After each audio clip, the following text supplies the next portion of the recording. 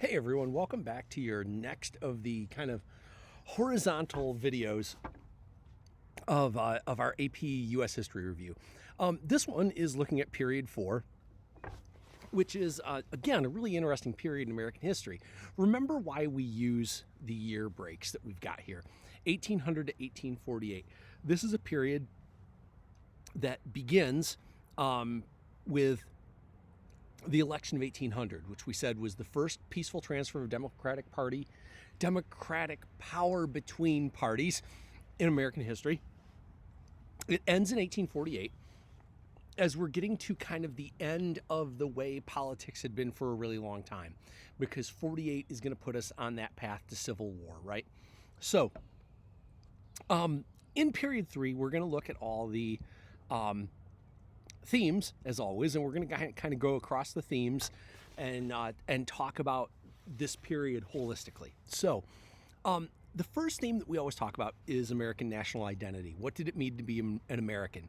And you remember that the last period is really when we actually see the idea of an American identity show up on the scene, right? With the French and Indian War, the settlers realize they're different from the Brits that are coming over, and that's kind of the beginning of American identity. So now in this period, the idea of American identity really kind of blossoms. And it's happening in different ways than people imagined. In the French and Indian War, it's kind of this American identity that's cropping up. But now, by the time we get to 1800, we've got regional identities popping up. So New Englanders realize we're different from the Southerners, and the people in those mid-Atlantic states start realizing we're a little different from the Southerners, and we're a little different from the New England people. You know, what is our regional identity? And really importantly, the city folks are starting to realize that they're different from the country folks. And of course, that's going to be one of the great splits in American history that exists to this day. And that's a really, really important thing to understanding American history, is the difference between the rural and the urban. And that really kind of, we see the beginnings of that in this period of 1800 to 1848.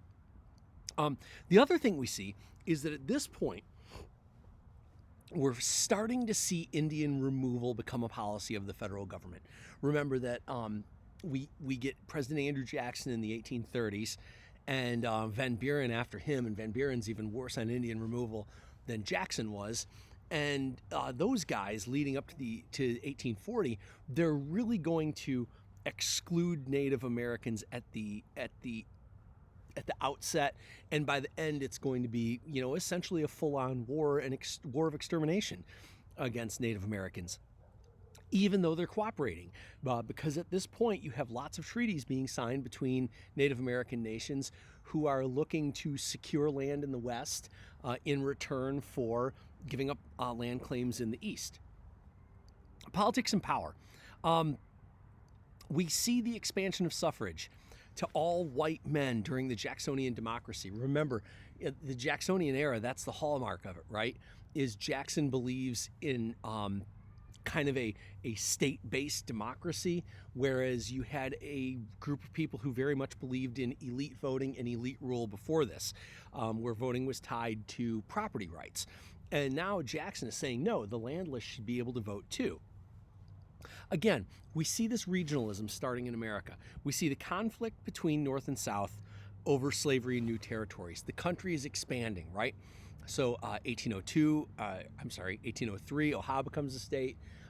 Indiana, Michigan, Illinois are all going to follow quickly after. Kentucky becomes a state. So all of these new states are becoming part of the United States, and there's a real issue as to whether slavery is going to be legal in these new territories.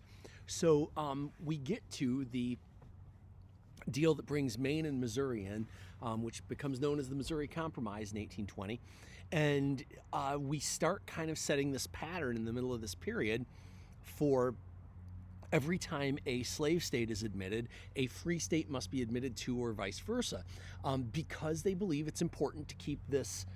And by they, I should really say the southern states believe it's critical that they maintain equality in the Senate. They don't want the free states to outnumber them in the Senate, where the free states might, finally pass a bill and say, you know what, slavery's inhumane, it's immoral, and we're ending it. And they're scared to death of that in the South.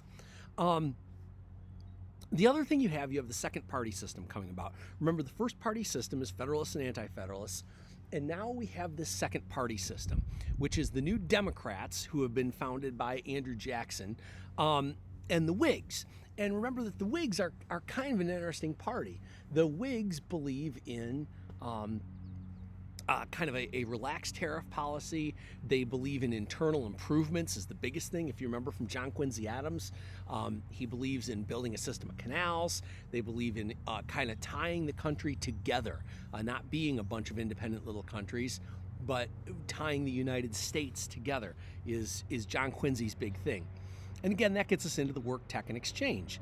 The expansion of infrastructure, the expansion of railroads, the telegraph, all of these things serve to bring the country together. And when we talk about bringing the country together, this is really it's a big deal, folks.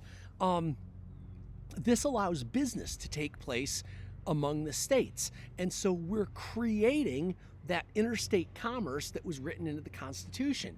And it's becoming more and more important, where the parts for my whatever I'm making, wagons or plows, the steel might come from Pittsburgh, and the wheels might come from Toledo, and the wood might come from Wisconsin. This is a really big deal that we start expanding the infrastructure that allows us to have a national economy, not state economies or even regional economies. And of course, one of the bigger parts of that is going to be the part of the country that has virtually no infrastructure, the South. They're going to start growing cotton more because of the cotton gin that we talked about already. They're going to grow more cotton that's going to get shipped up to the parts of the country that are willing to industrialize. And obviously what we're talking about here is the Northeast and the mills. The Lowell, Massachusetts mills, the factories up in Massachusetts that are going to take cotton and weave it into cloth. Those are going to be the first real factories in America, and we're going to see the establishment of factory towns around them. Slavery keeps growing in the South. Easy to understand, right? They're making a fortune off of cotton. The only way to make a fortune off of cotton, which is a labor-intensive thing to grow, the only way to make a profit is slavery. So slavery is going to continue to grow in the South. In society, we get to that thing that I loved spending way too much time on, the Second Great Awakening. You guys remember the Second Great Awakening is kind of a really interesting moment in American history, because it's another theological break from the old world. Second Great Awakening is very much emphasizing the idea that works can get you into heaven. Good works can get you into heaven and a personal relationship with God. And that's not something that religions had stressed previously. That Second Great Awakening, these people believing that my good works on earth can help buy my eternal salvation, that is going to lead to so many of the movements that we talked about. With the abolition movement, people believe it's important for me to do good things on earth, so I'm going to work hard to end slavery. The women's rights movement, the temperance movement, all of these are going to come out of the Second Great Awakening and these kind of new theological ideas that are inherently American. And that kind of ties these other things together, right? The Second Great Awakening directly leads into these reform movements. Now, the other thing that's happening here is this idea of the cult of domesticity for women. This is the idea that women are meant to be in the house. They are meant to perfect these things like cooking and sewing and cleaning. And that is their role. And remember, this is kind of different from the role of women earlier. Women played a large role in the revolution, and we had the whole idea of Republican motherhood, where women were supposed to be the first teachers of the children. And now that's even kind of getting downplayed as we say, no, your only role is to have children and keep up the house. And that's a bias that we've lived with for a very long time. Migration and settlement. Okay, sorry, you guys just saw a text from my mom about history lessons. So migration and settlement, the other thing happening here, This is Westward Expansion, right? This is the beginning of Westward Expansion. And when we're talking about the West in 1800, we're talking about Toledo, right? We're talking about Ohio and Indiana and Illinois. We're not talking about California, man. Not yet. We're talking about the Midwest. And more white American settlers are pushing west. And as they push west, they're pushing Native Americans out of the way. So, as we talked about earlier, this is the Trail of Tears era.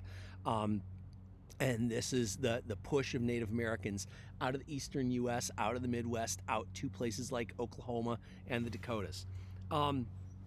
It's the end of the international slave trade. Remember that the Constitution said in 1808 the importation of slaves shall be made illegal, and they actually stayed to it. And remember, we said that creates a new and even more ghastly market in the United States, because now many people in the United States are going to become extraordinarily wealthy through the breeding of human beings and the sale of human beings. And so what was already bad in some ways becomes worse when the international slave trade is abolished. And again, this is one of those things where, are there good? Yeah, there's great good here, right? We finally did something against slavery, but the unintended consequences were almost as ghastly as what came originally. So we have, in geography and the environment, we have the expansion of cotton in the South, which I've talked about already.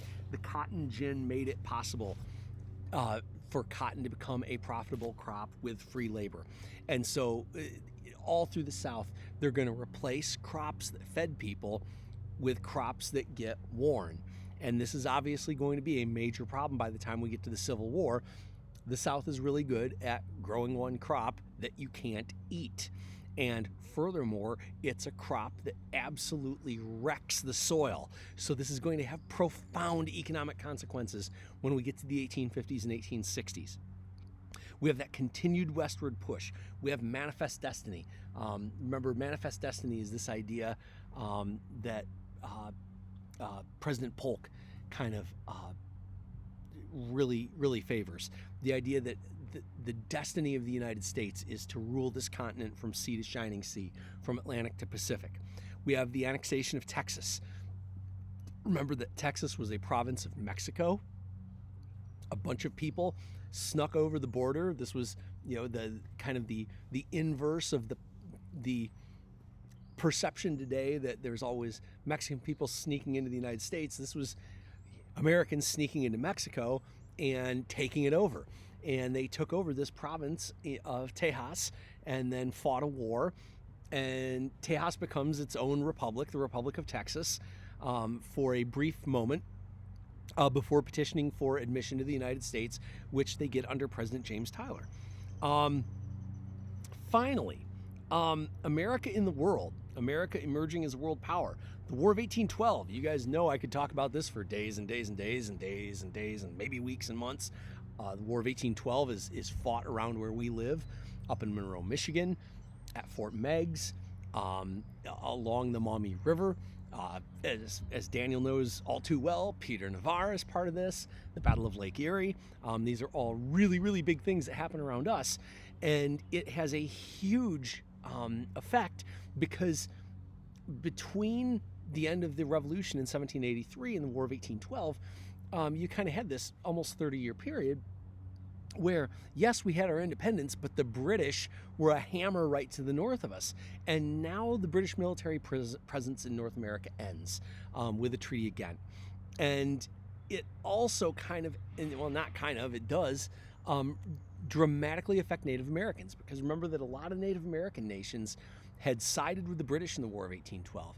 And you had fighters like Tecumseh who line up alongside the British because they are seeing that the Americans independent are worse for them than even the British were. So it kind of ends the hopes of Native Americans that they could prevail or come to a separate peace with the United States. Finally, we have the Mexican War in the 1840s. And the Mexican War, 1850. It is 1846. What am I talking about? So the Mexican War ends in 48 and kind of ends this period, and the Mexican War opens up all that territory in the central south and southwest of the United States. It gains the United States a tremendous amount of territory, and that's, you know, good from a geopolitical viewpoint of people at the time that we're gaining all this territory. But in the domestic politics of the United States, it's also a really dangerous moment, because once again, we're going to have the argument, does this land become slave or free? And that's going to lead us directly into period 5. Thanks for sticking with me with this, and I'll talk to you later. Bye.